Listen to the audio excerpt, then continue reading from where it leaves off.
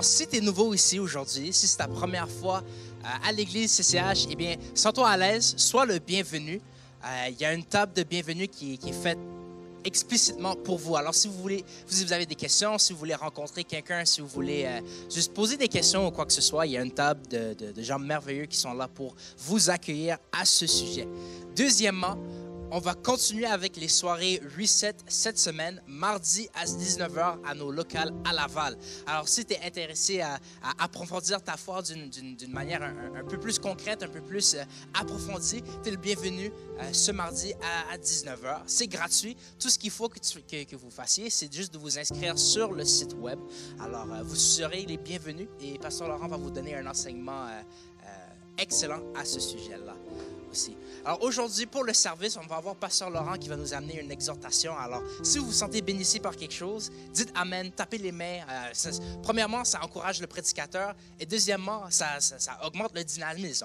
On veut un peu plus de chimie qui se bâtisse ici. Puis c'est plus dynamique, c'est plus le fun lorsqu'on est tous participants dans le culte. Alors, soyez pas gênés. Tout le monde, on se dégêne aujourd'hui. Puis on va avoir du fun ensemble. All right? Alors, sans plus tarder, j'aimerais laisser la place à Pasteur Laurent pour qu'il puisse amener sa prédication. Merci beaucoup. Bonjour tout le monde, ça va bien?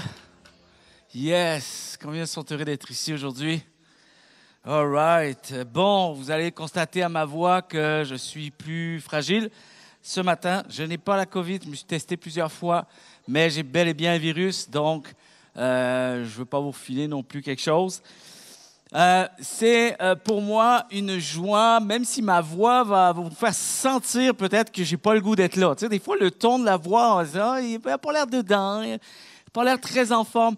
Je suis super excité d'être là. Bon, je sais que ça se ressent pas, ça se voit pas, mais je suis super excité d'être là. Malgré ma voix, mon cœur vraiment bouillonne en ce moment du message que je voulais vous partager et qu'on puisse s'entretenir autour d'une vérité qui pour moi, m'a beaucoup, encore une fois, encouragé, m'a beaucoup stimulé. Je veux aussi souhaiter la bienvenue à ceux et celles qui nous écoutent en ligne aujourd'hui et que tout le monde puissions être bénis. Combien croient que Dieu est un Dieu de bénédiction? Hey, vous avez un virus vous aussi? Non? OK, all right. Yes. Vraiment, ce message, je veux juste mettre ça clair tout de suite. Ça va faire suite au message que j'ai partagé la semaine dernière et je vous le dis aussi la semaine prochaine, c'est le dernier message de la série et je veux vraiment finir avec un sujet particulier et vous allez voir que ça va se suivre encore. Alors, je vous encourage à être présent la semaine prochaine et de pouvoir même réécouter les messages, méditer. Maintenant, des messages, c'est super. D'entendre une vérité, c'est super. Maintenant, ce qu'il faut saisir, les amis, c'est que Dieu a l'intention de faire quelque chose avec une vérité dans nos vies. Et Jésus l'a dit à maintes reprises que c'est pas forcément d'entendre une vérité qui transforme une vie. Bien sûr, c'est un début de quelque chose. Souvent, il faut être touché par une prise de conscience. Il n'y a rien qui change si on n'a pas pris conscience du besoin de ce changement. Mais ce qui est important, chers amis, c'est que c'est une vérité qui se trouve maintenant entre Dieu et nous. Et donc, Dieu nous partage les choses pour que nous puissions aller plus vers lui, puissions nous rapprocher de lui, que nous puissions aussi être plus utiles pour lui. Alors, notre vie va finir par avoir un sens au fur et à mesure que Dieu nous communique son cœur, parce qu'en même temps, il veut que nous puissions expérimenter son cœur au travers de ce que nous allons faire, au travers de toutes ces vérités que nous recevons. Ce matin, la série qui s'intitule « Quand Dieu nous rencontre », là où Dieu se laisse trouver. Le titre du message s'intitule « La bénédiction reste avec moi ». Et j'aimerais dire que la bénédiction reste avec toi. La bénédiction reste avec ceux et celles qui croient en Jésus-Christ. Amen. Et même, vous allez voir, je vais pousser la pensée vraiment plus loin ce matin. Et je sais aussi qu'il y a des ados, je sais qu'il y a des plus jeunes qui sont avec nous. Et je voudrais vraiment aussi m'adresser à des personnes qui sont peut-être dans les premières démarches de leur foi. Vous découvrez un petit peu le Seigneur depuis quelque temps. Et même un jeune, et je m'adresse même aussi à mes gars, à mes enfants. Je sais que j'ai un de mes gars qui se pose beaucoup de questions sur la foi, qui chemine, qui a un cœur qui commence à être touché par des vérités qu'il découvre à travers la Bible, les Saintes Écritures.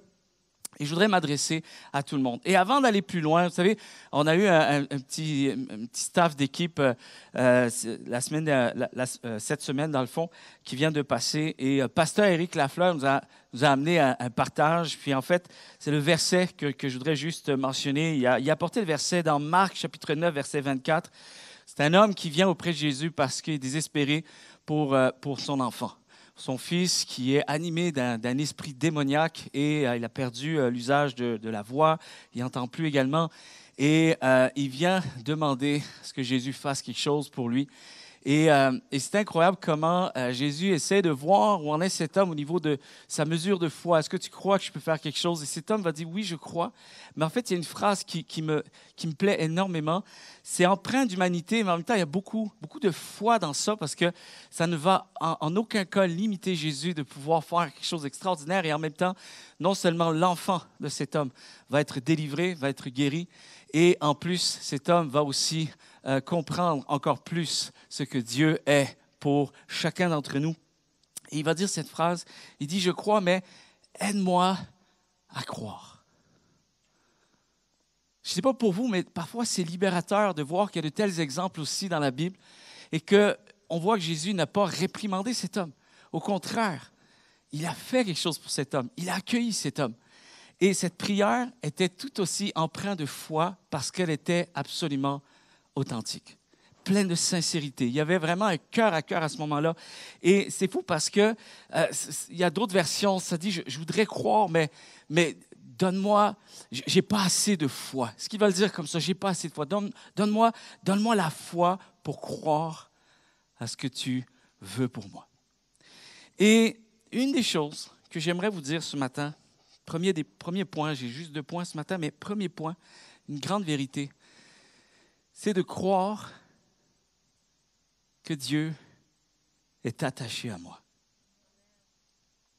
Et en fait, j'irai même plus loin, c'est quand on réalise à quel point Dieu est attaché à moi, de comprendre que donc, sa bénédiction est avec moi.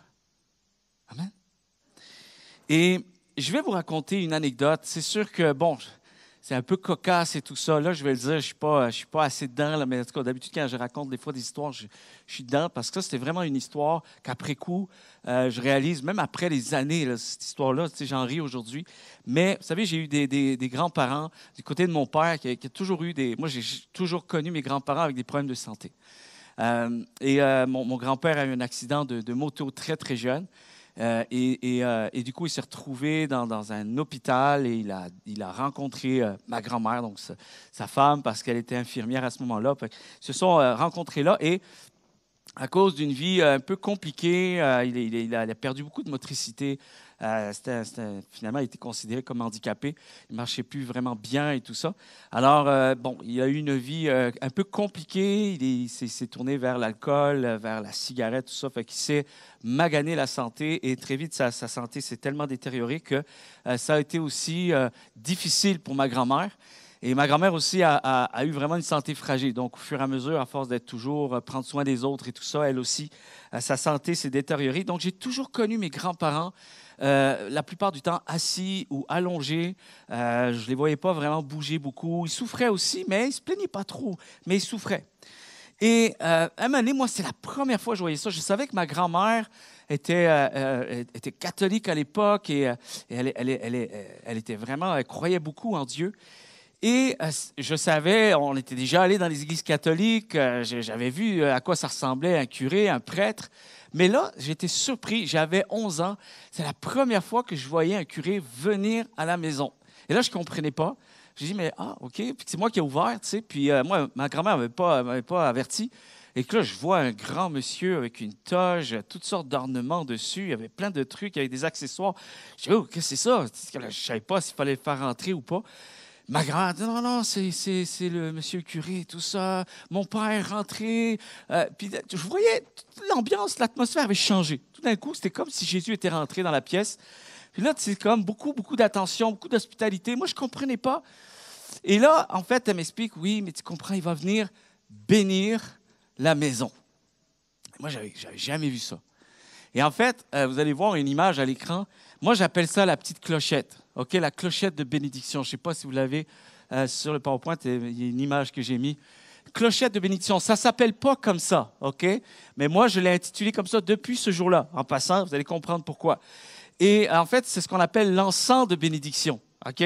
Donc, le curé vient à la demande, c'est une requête qu'ils ont fait, et le curé vient, et puis il se promène dans toutes les pièces. Puis il dit des phrases que je ne comprenais absolument pas, je ne sais pas en latin ou quoi que ce soit.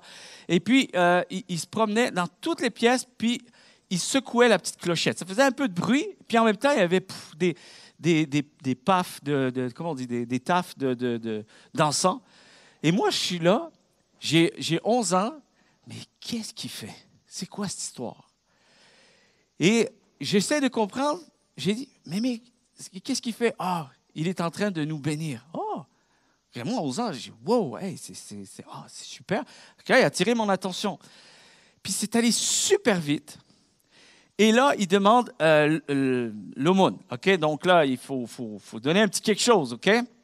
Et là, c'est là. Et là, je me rends compte, même avec les années, je me rends compte à 11 ans, il y avait déjà, dans mon esprit, il y a quelque chose qui me dérange. Il y a quelque chose que j'aime pas. Et déjà une incohérence à 11 ans. Et j'ai toujours eu quand même un caractère, quand c'est impulsif, ça sort tout seul. Et à ce moment-là, il dit cette phrase, il dit, ça y est, monsieur, madame Fabrègue, ça y est, vous êtes bénis. Et là, il repart. Et moi, j'ai dit, béni? Béni de quoi? Puis ma grand-mère a dit, non, ben, Dieu nous a bénis. OK, super. Et là, il repart. Mais je vois qu'il repart avec la petite clochette. Et moi, dans mon incohérence, je dis, vous allez, non, monsieur, c'est beau, on est bénis. Vous pouvez partir. Vous pouvez aller. Je dis, donnez-moi la petite clochette, elle reste ici. Et ça, j'ai dit ça. Et là, le curé, il regarde ma grand-mère, il dit, qu'est-ce que... Et je ne sais pas pourquoi, j'ai eu un moment où j'ai pas aimé cette situation-là, et je voulais absolument, et je tirais la petite clochette, je dis, non, si c'est ça la bénédiction, elle ne repart pas, elle va rester. Et là, bon, chez nous, c'est un peu aussi culture un peu italienne, c'est des mélanges un peu. Ça se fait, c'est-à-dire que tout le monde peut frapper les petits-enfants là-bas. Tu sais, c'est comme, c'est dans l'éducation, c'est normal. Aujourd'hui, on fait plus ça, et tant mieux. Mais le curé, tout d'un coup, il est moins si extraordinaire que ça. Il sort un peu son caractère. Et puis là, il m'insulte. Il me dit, petit morveux, petit merdeux, dégage, bon, tout ça et tout ça. Et il me donne un coup de pied au derrière et tout ça. Puis je m'en fichais parce que ça, j'étais un peu habitué, tu sais. Et je veux garder la petite clochette. Je m'en fous qu'il me frappe, je m'en fiche, je vais garder la petite clochette. Bon, finalement, c'est sûr que ma grand-mère, elle s'en est mêlée. J'ai eu quand même des conséquences à cause de ça. Ma grand-mère avait peur que la bénédiction, finalement, elle soit moins grande que ce qu'elle espérait, parce que tout était très religieux dans cette histoire-là. Et là, elle part. Puis on a eu une discussion. Elle m'a dit, mais pourquoi tu as réagi comme ça? Tu nous as fait honte, tu comprends? Waouh, c'est incroyable et tout ça. Et j'ai expliqué à ma grand-mère, je ne comprends pas, quand on dit tu es béni, c'est pas comme si il est venu. Pourquoi tu as voulu qu'il vienne? Je dis, bien, c'était important. Et puis là, elle m'expliquait, on avait besoin qu'il nous fasse du bien. OK, ça, c'est une chose. Et regardez comment je suis déjà un peu compliqué dans ma tête. Je dis, ça, je comprends. On a besoin d'aller mieux. Ça, je comprends. Et déjà, à 11 ans, j'avais compris une chose, que pour moi, j'étais resté stické sur le fait que Dieu est entré pour nous bénir. Écoutez bien ceci. Et c'est avec le temps, je réalise que je crois qu'on porte, chers amis, même si on n'est pas conscient que c'est une vérité qui est statuée, que Dieu a déclarée, je crois quand même qu'on porte des vérités de Dieu sans même s'en rendre compte. Je crois que Dieu nous a créés pour que nous puissions saisir qui il est. Il y a une partie de lui en nous. Et parfois, ça sonne incohérent parce que Dieu veut remettre les choses dans l'ordre. Est-ce que vous êtes là? Et à ce moment-là, j'ai dit, je comprends. Pour être heureux, avoir quelque chose. Et pour moi, chers amis, déjà à 11 ans, je savais qu'il y avait une différence entre être un peu mieux et être béni. Il y avait une grande différence. Parce que lorsqu'on est béni, lorsque Dieu dit, il vient et je te bénis. J'avais déjà cette conception. Je ne comprends pas pourquoi Dieu vient nous bénir juste pour un temps et après, il repart. Et on doit encore se débrouiller par nous-mêmes. Et c'est hyper important. Être béni de Dieu, c'est quelque chose qui demeure. Et si vous ouvrez les Saintes Écritures, vous allez vous en apercevoir. Si vous regardez, si vous lisez avec des yeux ouverts, les yeux de Dieu qui deviennent les vôtres. Vous allez comprendre cette vérité et je souhaite à tout le monde que vous saisissiez cette vérité. C'est pour ça que ça fait suite aussi au message de la semaine dernière. C'est pour ça que je déclare que lorsque Dieu vient, il vient pour y rester. Amen. La bénédiction de Dieu, elle vient et elle reste. Sinon, ça ne ferait aucun sens. Ça ne ferait absolument aucun sens. Et quand je dis que la bénédiction, elle vient, je ne dis pas que tout va aller comme sur des roulettes par la suite. Je ne dis pas que tout devient un paradis sur terre, qu'il n'y a plus de situations difficiles, qu'il n'y a plus de choses qui nous brassent, qu'il n'y a plus de choses qui nous dérangent. Ce n'est pas ça que je dis. Mais je dis une chose, que lorsque la bénédiction, elle est là, elle traverse tout avec nous. Dieu traverse la suite des choses avec nous. Il nous accompagne en tout temps. Quelqu'un devrait dire Amen. Et c'est là que je rejoins absolument David lorsque dans le psaume 23, au verset 6, il déclare « Le bonheur et la grâce m'accompagneront tous les jours de ma vie. » Et c'est pour ça, encore en faisant suite au message de la semaine dernière, c'est pour ça que je peux déclarer la grâce de Dieu dans ma souffrance. Je suis un homme libre. Et tellement d'une liberté extraordinaire, je crois qu'elle vient de Dieu, que je suis en mesure de pouvoir dire, je souffre et je suis béni. Et je souhaite à tout le monde de pouvoir saisir cette vérité et de la vivre de tout son cœur. C'est pour ça que je déclare que la lumière est avec moi, même si je traverse ce qui est sombre. Amen. C'est pour ça aussi que je me plais à juste pouvoir saisir cet épisode dans le livre de Daniel au chapitre 3. Vous ne l'avez pas à l'écran, juste prenez la référence. Vous pourrez lire un peu le livre de Daniel, c'est tellement extraordinaire. Livre de Daniel au chapitre 3, où est-ce qu'il y a 3 personnes qui sont accusées pour ne pas avoir plié le genou pour un autre Dieu que le Dieu du ciel. Vous êtes là? Et pour ça, il y a une sentence qui est arrivée. Et on pourrait dire, mais pourtant, je sers Dieu. Comment je peux concevoir d'avoir une telle conséquence alors que j'essaye d'honorer Dieu constamment? Et ça n'enlève pas qu'on peut se retrouver à devoir être finalement préparé à devoir aller dans la fournaise ardente. Ce qui est extraordinaire, c'est que ceux qui étaient à l'extérieur pouvaient s'apercevoir d'une chose, que normalement, on avait mis 3 personnes à l'intérieur, mais il n'était pas juste 3, il y en avait 4, parce que Jésus était avec eux dans la fournaise. La bénédiction est même rentrée dans la fournaise avec eux. Est-ce que vous êtes là? Et c'est important de saisir cette image. Ce n'est pas juste une image pour une image, mais il faut qu'elle vienne s'imprégner à notre vie. Ça transforme chaque fibre de notre être. Quoi qu'il nous arrive et quoi que l'on traverse. C'est pour ça aussi que je me plais à voir cette image de Paul et Silas qui continuent à louer Dieu au fond d'une cellule. La louange de Dieu est encore possible parce que Dieu est présent avec eux. Amen. La paix de Dieu dans ce qui semble invraisemblable, à vue humaine. Comprenez une chose, souvent c'est pas nécessairement, c'est pas comme Dieu voit les choses, c'est nous on voit les choses. Et il faut se recalibrer, se reparamétrer avec les perspectives de Dieu. C'est ça la foi, chers amis. Et je crois aussi à des grandes choses que Dieu peut faire et je veux aussi vous amener dans ce message avec moi. Mais comprenez bien, lorsqu'on parle de la paix de Dieu, même dans ce qui nous semble invraisemblable à vue humaine, ça c'est aussi ce que la parole de Dieu, et Paul le déclare dans l'épître aux Philippiens, alors que c'est une épître qu'il écrit avec beaucoup de... C'est très chaleureux. Il y a une relation avec cette église très chaleureuse entre Paul et cette église-là. Et c'est là qu'il va dire, il est possible que nous puissions expérimenter cette paix qui surpasse toute intelligence. Et c'est une épître qui fait ressortir de la joie, chers amis. En fait, c'est l'épître de la joie, l'enseignement sur la joie, où est-ce que Paul nous incite à avoir toujours un cœur joyeux, alors qu'il est en train d'exprimer et d'expliquer qu'il passe par des moments difficiles. Il y a aussi cette obéissance que nous pouvons expérimenter. Imaginez un peu que je vais pouvoir obéir à Dieu. Et plus que ça, je vais pousser la pensée. Ce n'est pas ma pensée, c'est celle de Dieu. Elle est très clairement empreinte dans les Saintes Écritures. Écoutez bien, que je vais même pouvoir apprendre l'obéissance à Dieu par les choses qui me font souffrir.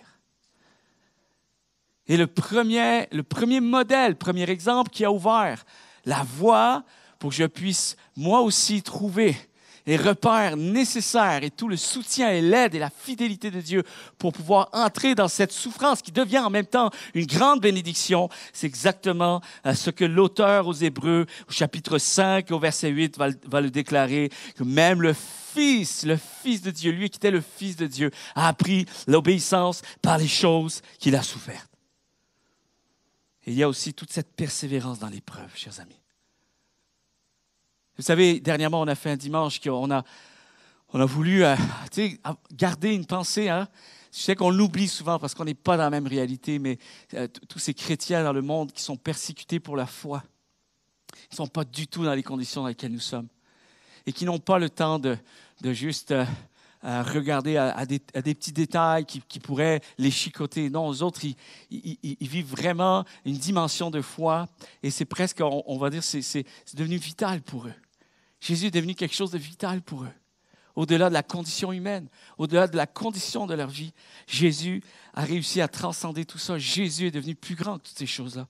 Ce qui est merveilleux, c'est de voir aussi comment la première épître de Pierre, au chapitre 1er, vous vous souvenez, c'était le thème un peu de cette année, c'était éprouvé, hein? Comme l'or qui est éprouvé par le feu, notre foi va être éprouvée. Mais qu'est-ce qui va en ressortir? Elle va en ressortir encore plus resplendissante. Alors, c'est pour ça que je parle de la bénédiction qui est très différente du bonheur. Et je crois que parfois, on peut se tromper, on peut penser qu'on est chrétien et on exige et on croit que, Seigneur, je ne comprends pas, il m'arrive des choses, je ne comprends pas. Et ça, là, peut-être que tu cherches du bonheur, tu cherches un bien-être, tu cherches à être heureux.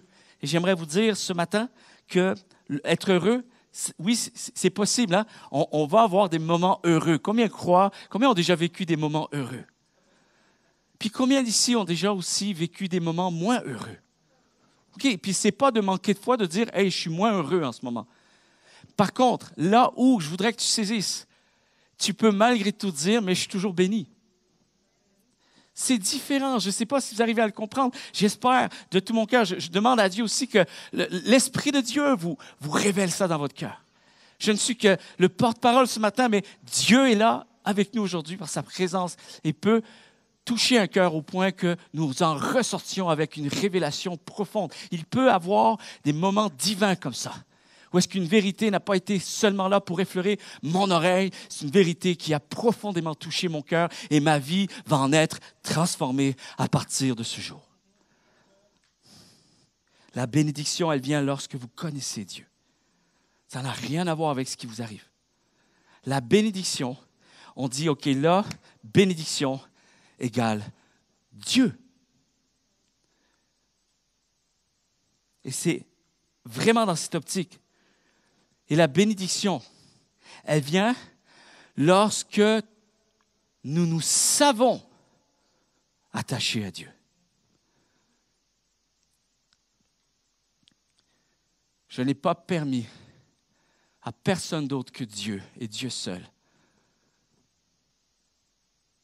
d'être l'étendard de ma foi. Je refuse de dépendre sur autre chose que Dieu. Aucun homme, aucune église, aucun projet, aucune condition, aucune circonstance. Tout ça, c'est secondaire. Parfois, je vais dire, hey, merci Seigneur pour les bonnes choses. Et parfois, si on vit un peu plus d'échecs, on va pouvoir dire, Seigneur, c'est correct aussi. Parce que ma foi, ma vie avec toi ne dépend pas de ce qui se passe autour de moi, elle dépend de toi et de toi seul. Être béni, c'est un état permanent. Et paradoxalement, à 11 ans, et avec le temps, des fois on réfléchit, on fait des choses étant jeune, et c'est peut-être 10, 15, 20 ans plus tard, je dis, mais hey, j'avais saisi peut-être quelque chose à ce moment-là sans me rendre compte. Et je crois que Dieu, des fois, frappe à la porte de notre cœur. Des fois, il nous fait vivre des choses pour dire, on se donne rendez-vous dans 20 ans. Tu vas comprendre que je t'ai parlé, mais toi, tu vas le savoir. Moi, je t'ai parlé là, mais toi, tu vas le savoir dans 20 ans. Mais je sais ce que je fais, je te programme pour quelque chose d'encore plus grand pour la suite. Être béni, c'est un état permanent. Et je sais que j'avais raison ce jour-là dans cette maison. Toi, tu peux partir, l'homme de Dieu, mais Dieu va rester avec nous. Et ça change tout. Être béni, c'est un statut. Ça veut dire que c'est quelque chose qui est statué. Ça a été dit, c'est décrété. Il est le même hier, aujourd'hui et éternellement. Nous passons par des interférences, de variations. Hein? Mais la Bible dit que Dieu, lui, ne vit aucun changement, ni ombre de variation. Et c'est à ce moment-là que nous recevons cette paix qui surpasse toute intelligence. Et je vous dirais que c'est un statut intérieur, c'est tellement important. Est-ce que vous vous souvenez, peut-être, il y a des nouveaux ici ce matin, ou peut-être des plus jeunes, les ados, vous ne lisez pas encore peut-être votre Bible assidûment ou quoi que ce soit, mais il y a un verset dans Romains chapitre 8, verset 39, où ça dit « Rien ne pourra nous séparer de l'amour de Dieu. » C'est pas un verset qui vous fait vibrer ça? Moi, ça fait 26 ans que je suis chrétien et ce verset me fait toujours autant de bien. Et peut-être si ce n'est plus parce que j'en comprends encore davantage la signification et cette profondeur qui vient avec. Rien ni personne ne pourra nous séparer de l'amour de Dieu, ni la mort, ni la vie, ni les anges, ni les esprits, ni le présent, ni l'avenir, ni tous ceux qui ont un pouvoir. Ni les forces d'en haut, ni les forces d'en bas, ni toutes les choses créées, non, rien ne pourra nous séparer de l'amour de Dieu. Être heureux, ça va et ça vient. La bénédiction de Dieu, c'est ce qui est attaché à ma vie. Et en réalité, chers amis, vous savez, la bénédiction, elle est attachée en quoi? Elle est attachée aux promesses de Dieu qui me sont destinés.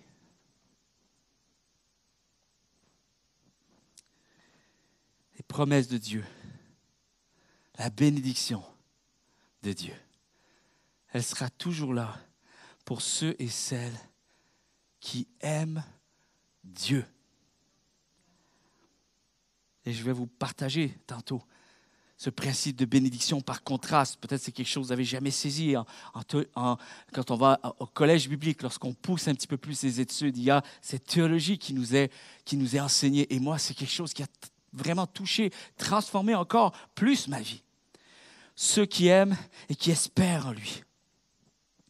J'aimerais vous dire que la bénédiction, elle est là.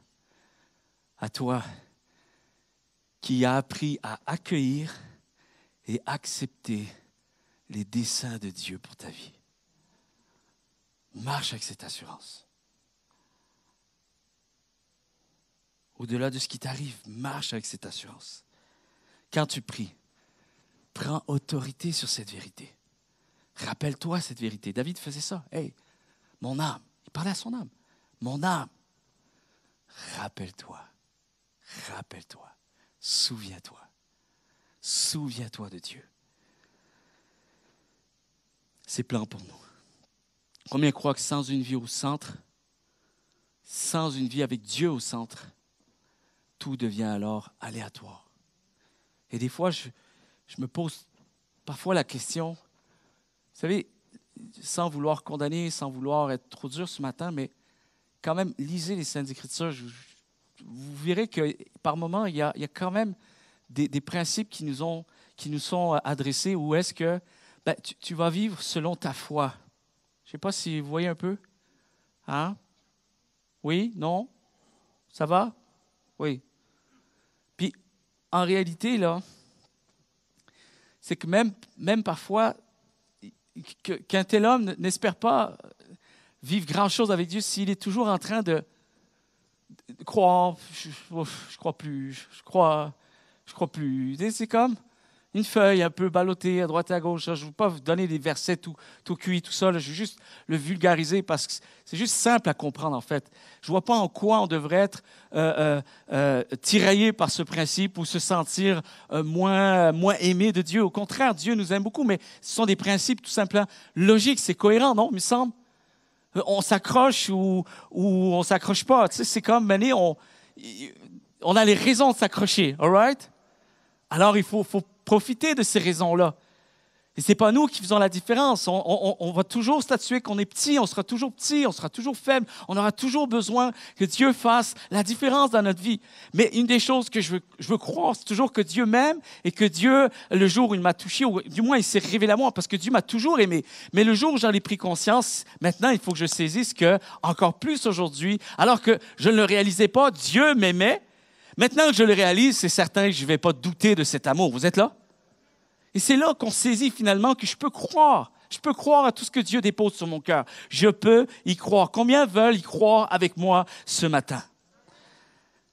Et il faut faire attention avec ce que l'on croit et avec ce que l'on ressent. C'est toujours pareil. Le bonheur dépend aussi de ce que l'on ressent. On va se sentir des fois dans des meilleurs jours parce qu'on a des bons sentiments. Ça vous est déjà arrivé qu'il y a des matins où vous vous levez, vous êtes de bonne humeur. Et là, vous avez l'impression d'être plus spirituel que les autres jours. Vous êtes déjà arrivé ça? Mais ça, c'est un peu humain. Ça, c'est un principe humain. Il y a pas vraiment quelque chose de vrai là-dedans en passant. Dieu n'est pas plus présent aujourd'hui parce que tout d'un coup, tu as senti que tu avais plus de conditions en toi, tu avais de meilleures pensées. C'est pas forcément ça. Parce que même lorsqu'on est affaibli, lorsqu'on a un virus, moi j'ai un virus ce matin, je sais que Dieu m'utilise tout autant ce matin. Je sais que je n'ai pas à douter un seul instant. Je peux venir ici avec beaucoup de liberté, beaucoup de simplicité. Et je suis très serein ce matin. Je n'ai pas besoin non plus. C'est mon style de pouvoir apporter des messages plus dynamiques, tout ça. Ça, c'est mon style, mais ce n'est pas parce que je le fais, parce que je sais que si je ne le fais pas, on va être moins béni. Ce n'est pas ça du tout. Ça, j'ai réglé ça. Je ne confonds pas ce que j'aimerais vivre, me créer une meilleure atmosphère, me créer un environnement qui me plaît, qui me convient, qui va avec mon sens à moi. Et puis, la bénédiction, ça, c'est autre chose. Ça, je mets ça de côté. On ne touche pas à la bénédiction. On ne met pas en question la bénédiction. Est-ce que vous êtes là? Et ce que je vous dis là, c'est que normalement, c'est cette vérité-là qui devrait nous faire persévérer, même quand les choses ne vont pas toujours à leur meilleur. C'est en fait, je vous parle d'un secret pour pouvoir persévérer avec joie. C'est un secret que je vous donne ce matin. Pour certains, vous l'avez déjà saisi. Et pour d'autres, c'est le temps d'y entrer dans cette vérité. Et de dire cette vérité, elle va rester avec moi. Parce que je réalise ce matin que dès le jour 1 où Dieu a commencé à vouloir que je le connaisse, j'ai compris à ce moment-là que cette œuvre qu'il a commencé en moi, il va vouloir l'atteindre jusqu'au bout, jusqu'à la perfection. Quelqu'un devrait dire Amen. Il faut que tu sois au clair avec ça. Le ressenti. Ces derniers temps, j'ai fait des capsules pour des leaders dans la province, des jeunes pasteurs qui débutent dans le ministère et puis avec une équipe de pasteurs un petit peu plus expérimentés. Pasteur Eric était là aussi. Joey nous a aidés aussi pour toutes les capsules vidéo. Fait qu'on veut donner des ressources d'encouragement pour demeurer un leader inspirant. C'est ça le thème. Demeurer un leader inspirant. Et j'avais à cœur vraiment de vous partager cette capsule-là parce qu'elle m'a touché. En même temps, j'ai dit ça va faire du bien. Je pense que ça peut faire du bien à quelqu'un ce matin. Et puis, dans le fond, j'ai partagé Gédéon. Très rapidement, ça s'est fait en 2-3 minutes. Alors, j'ai partagé Gédéon. Et puis, c'est assez particulier de voir comment Dieu s'est révélé à lui, à Gédéon, dans Juge chapitre 6. Et puis, il dit, va avec cette force que tu as. C'est particulier, hein? Et en plus, même Dieu a surnommé cet homme, il l'a appelé, il n'a pas appelé juste Gédéon, il l'a surnommé vaillant guerrier, vaillant héros. Et ce qui était quand même assez, on peut le voir dans ce passage-là, c'est que lui, Gédéon, il ne semble pas être sur la même longueur d'onde que Dieu. Gédéon, lui, il est pris avec une grande insécurité par rapport justement à lui-même. Parce que, bien sûr, il considère le contexte. Alors, Gédéon a les yeux rivés sur le contexte. Il a les yeux rivés sur le décor environnant qui était le sien. Et on le sait. Puis ça, c'est une réalité. Des fois, à la foi, ce n'est pas de nier la réalité. Hein? On peut dire, Gédéon, c'est vrai, tu as raison. Là-dessus, tu peux marquer un point. C'est vrai que tu n'es pas dans les conditions les plus favorables.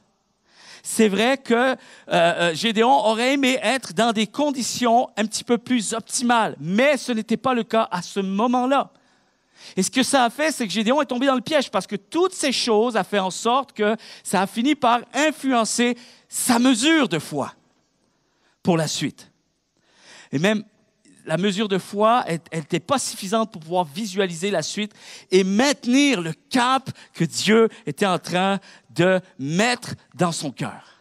Malheureusement, il entrevoyait déjà toutes les zones. Écoutez bien, je crois qu'on tombe souvent dans ce piège-là. On entrevoit malheureusement trop souvent toutes les zones d'interférence possibles, pouvant faire obstacle à l'accomplissement du rêve que Dieu met sur notre cœur. C'est ça le souci. Parce que nous, on est un regard humain, on est tous pareils, on a tous les mêmes penchants, on réagit tous de la même façon. Et une des grandes leçons à apprendre à travers justement Gédéon, pour devenir un croyant ou même un leader, je parle ici, parce qu'un leader inspirant pour moi, on est tous appelés à être des leaders inspirants. À partir du moment où Dieu s'est révélé à nous, il faut comprendre que Dieu nous investit d'une mission. Et le but, c'est qu'il resplendisse en toi afin que tu resplendisses pour les autres. Découvrir le cœur de Dieu et resplendir d'une foi vivante. C'est la vision de l'Église, CCH. Et la réalité là-dedans, c'est que pour demeurer un croyant et un leader confiant dans les choses de Dieu, il faut rester focalisé sur la direction qui nous a été donnée. Et la direction qui nous a été donnée depuis le jour 1, c'est que Dieu a dit, « Hey, Laurent, je te bénis aujourd'hui et je serai toujours ta bénédiction jusqu'à la fin. » Je reste focalisé là-dessus. Une des marques distinctives d'un croyant qui reste confiant, chers amis, est qu'il marche, il avance et il persévère dans la direction qu'il sait qu'il a reçue. C'est pour ça que j'ouvre ma Bible tous les jours. Parce que je veux juste m'assurer que je suis à tous les jours réédité à la manière de Dieu. Amen. Je ne sais pas ce qui m'attend dans une journée et je préfère déjà me préparer à l'avance. Que quel que soit l'ennemi qui viendra devant moi durant cette journée, je vais pouvoir lui dire, « OK, tu viens m'offrir une réalité, mais sache que tu n'auras aucun pouvoir pour ralentir ma foi. » Parce que ma foi, elle n'est pas dictée parce que toi, tu me fais venir, elle est dictée par celui qui a déjà déclaré quelque chose. Il y a une grande différence entre le « je sais » et le ressenti. Combien le croient? Chers amis, on peut se mettre d'accord avec une chose, s'il vous plaît. Je sais qu'on aime ça, que la foi nous inspire à être toujours fort, à être atteint par rien du tout. Mais comprenez une chose. Est-ce qu'on peut se mettre d'accord, qu'on soit d'accord, vous et moi, ce matin, que les sentiments humains, ça va et ça vient. On est d'accord avec ça? Les sentiments, ça varie en fonction des jours, en fonction des saisons, en fonction des circonstances. Et nous devons croire, et ça je le dis très clairement, nous devons croire que ce que nous faisons est ce qui doit être fait. Malgré tout, je vais tenir le cap. Lorsque Dieu dépose un rêve dans notre cœur, une vision, une direction qu'il veut que nous prenions, nous devons tout faire pour l'accomplir. Et arrêter de blâmer les autres, de dire c'est la faute de l'autre, c'est la faute d'un tel, c'est la faute de lui, la faute des circonstances. Arrête! Arrêtons! C'est presque déshonorer Dieu. C'est comme Dieu, il est grand, alors là, aujourd'hui, il est petit, tout petit. Arrêtez, je ne dis pas ça avec mépris du tout.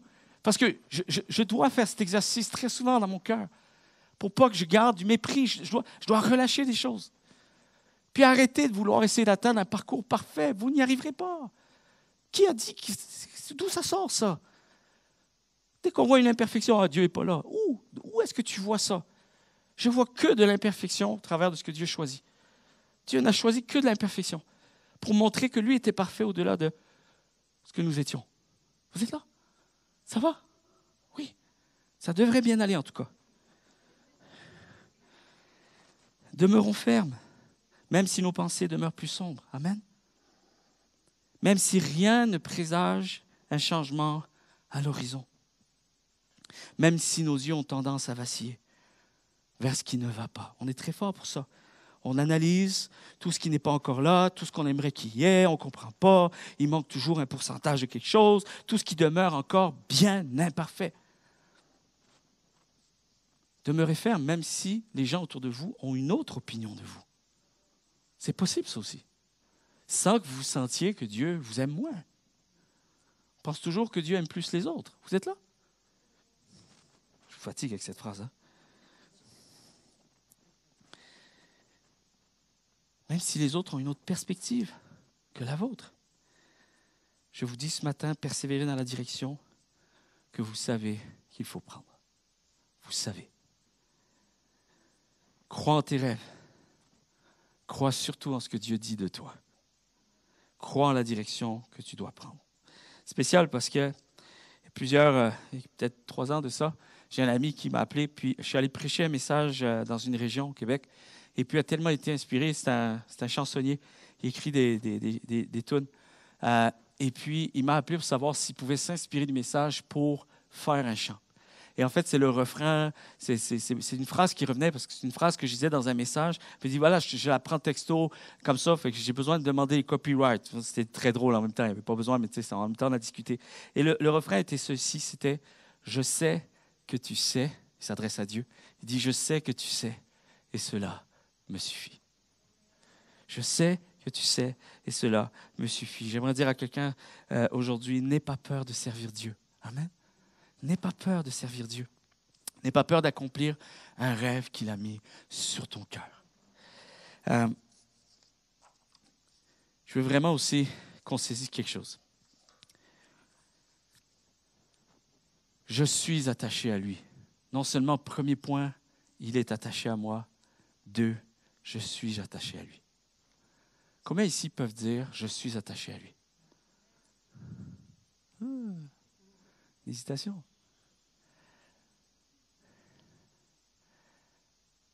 Si si je pouvais rentrer dans la pensée des gens et voir qu'est-ce qui fait qu'on doute, on hésite avant de lever la main. Je ne sais pas. Je suis convaincu, parce que je m'imagine, je suis comme vous. Je suis convaincu qu'on essaie d'analyser le parcours. Est-ce que j'ai fait assez de bonnes choses? Est-ce que je suis assez correct pour pouvoir statuer que je suis avec Dieu autant qu'il est avec moi? Écoutez ça. Écoutez bien maintenant. Ce qu'on appelle une bénédiction par contraste. Okay? Je vous apprends quelque chose de super important. Dans Romains chapitre 5, versets 8 et 9, ça dit, Dieu nous a prouvé à quel point il nous aime. Écoutez bien ceci. Alors que nous étions encore pécheurs. Alors que nous étions encore pécheurs. Et ça, quand on dit pécheurs ici, je n'irai pas trop cru non plus, là, parce que quand on étudie, là, c'est quand même assez intense. Mais on va dire les gens qui sont loin de lui, qui se considèrent même des ennemis de Dieu. Vous êtes là? Et en fait, il faut comprendre que le péché, c'est comme quand on parle de pécheur, c'est que nous méritions sa colère. Nous méritions sa colère. Et alors que nous étions encore pécheurs, Christ est mort pour nous. Par son sacrifice, nous sommes maintenant rendus justes devant Dieu. À plus forte raison, serons-nous sauvés par lui de la colère à venir.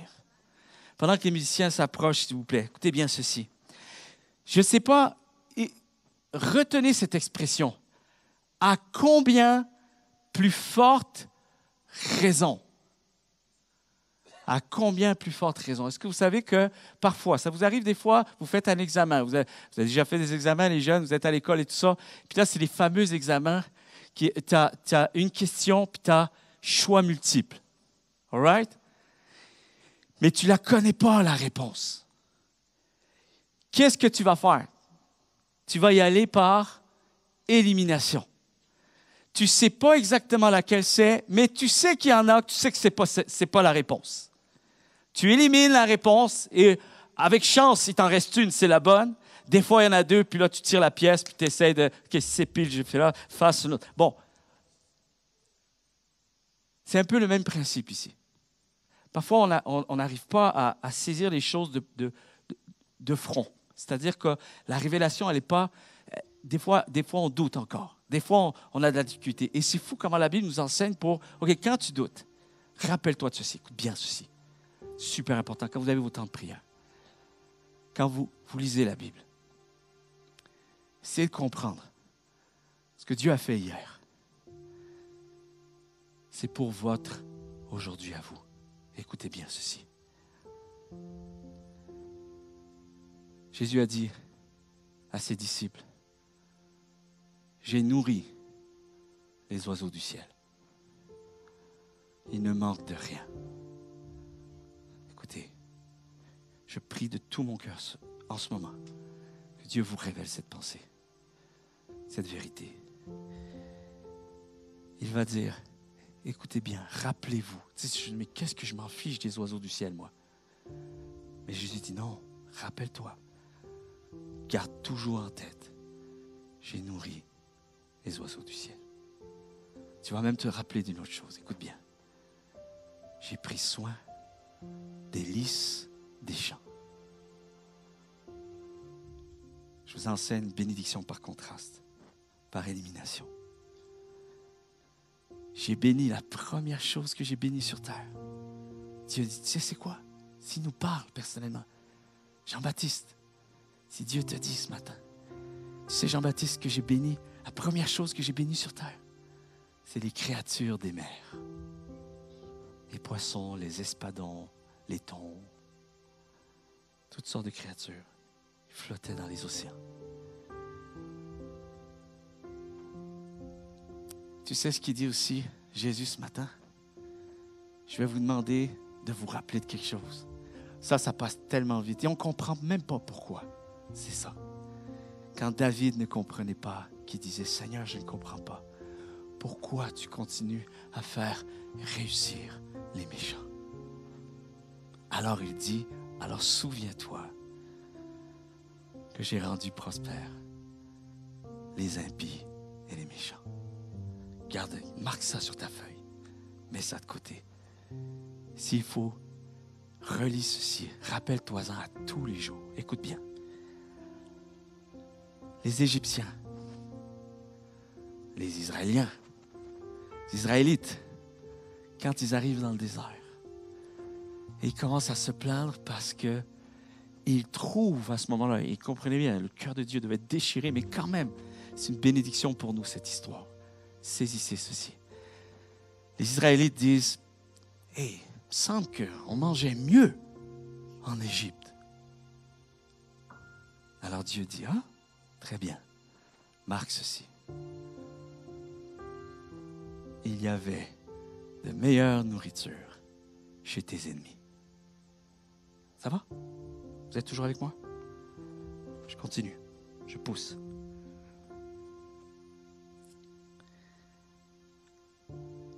Les vêtements. Il me semble qu'on était mieux vêtus en Égypte.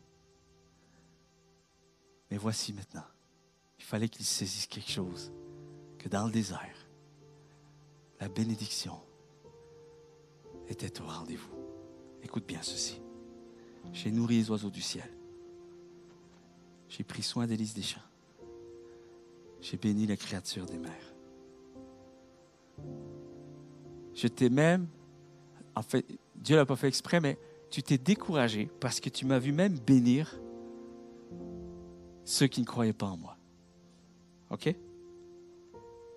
Tu as vu de la nourriture en Égypte comme peut-être tu n'avais jamais vu ça avant.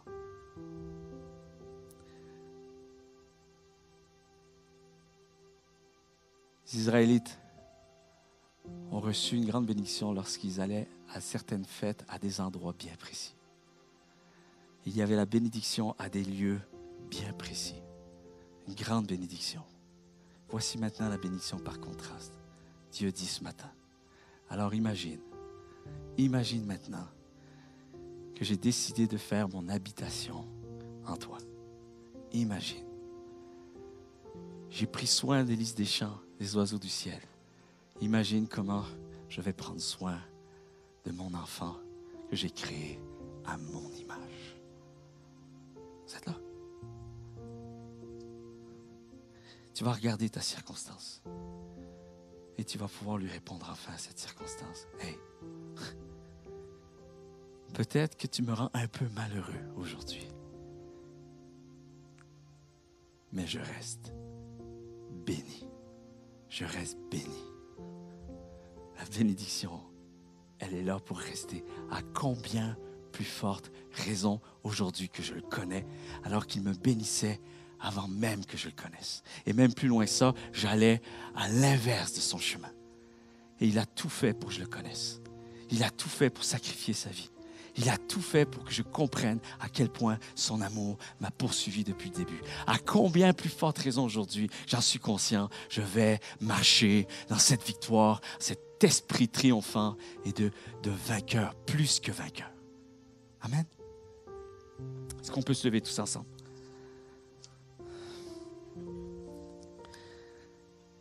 Quand vous cherchez Dieu, croyez qu'il est là. Vous ne le cherchiez pas et il vous cherchait. À combien plus forte raison, aujourd'hui que tu le cherches, il se laissera trouver. Quand Dieu nous rencontre, là où Dieu se laisse trouver. Et si en pensant à Dieu, ce n'est pas suffisant, alors pense aux oiseaux du ciel. Pense aux lys des champs. Pense à tous ces gens qui réussissent à être prospères même sans connaître Dieu. À combien plus forte raison, celui qui s'attache à moi, celui qui me cherche de tout son cœur, je serai avec lui. Est-ce qu'on peut se lever comme si on s'est levé ce matin? Je souhaite que vous puissiez le faire symboliquement dans votre foi. En même temps que je me suis levé ce matin, je veux que ma foi se lève et qu'elle soit plus forte.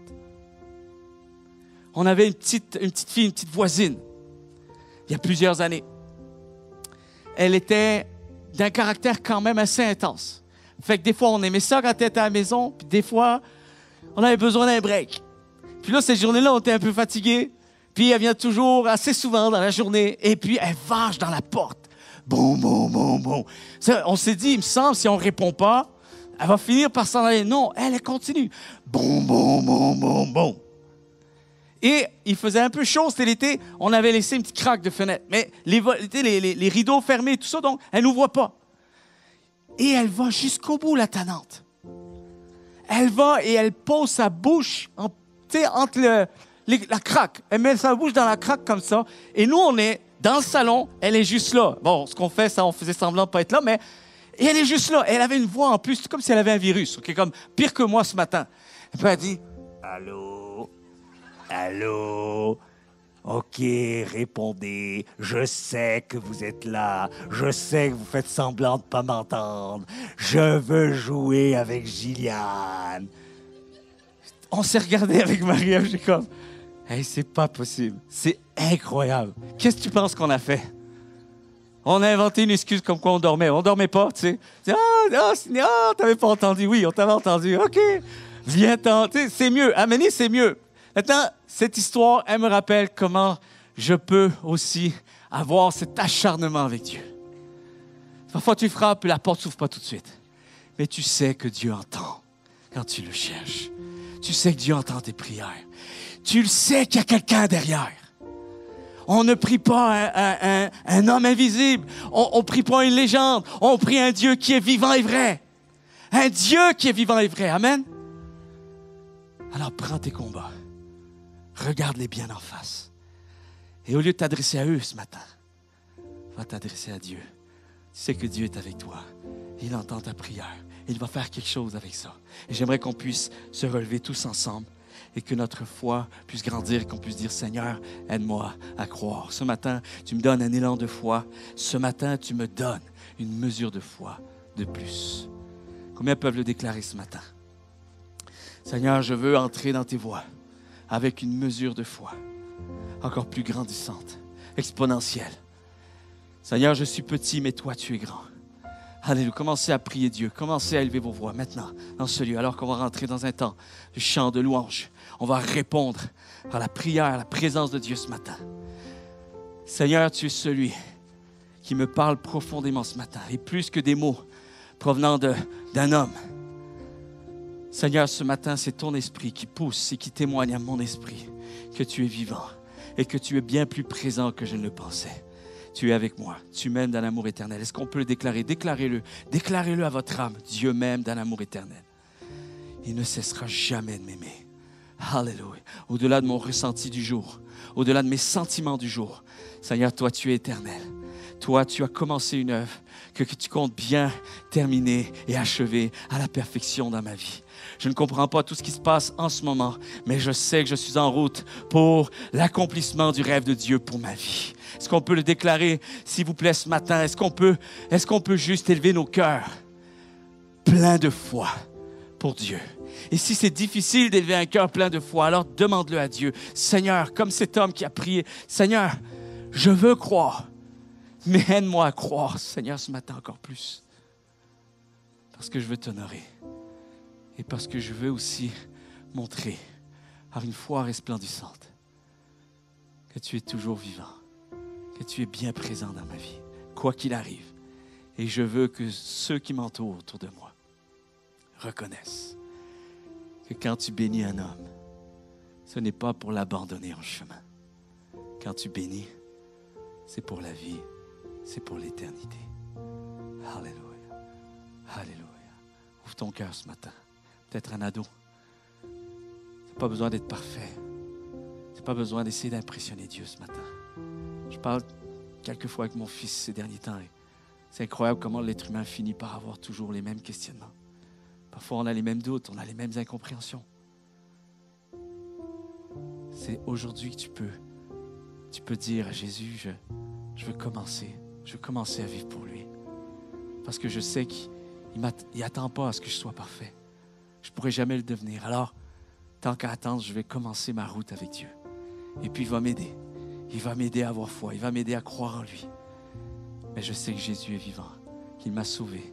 Il pardonne mes péchés et qu'il me réserve une place pour l'éternité. Alors, l'éternité commence maintenant. Je donne ma vie au Seigneur. J'ouvre mon cœur et je dis, Seigneur, je commence à marcher avec toi. Parce que je veux te faire confiance. Aide-moi à croire. Alléluia.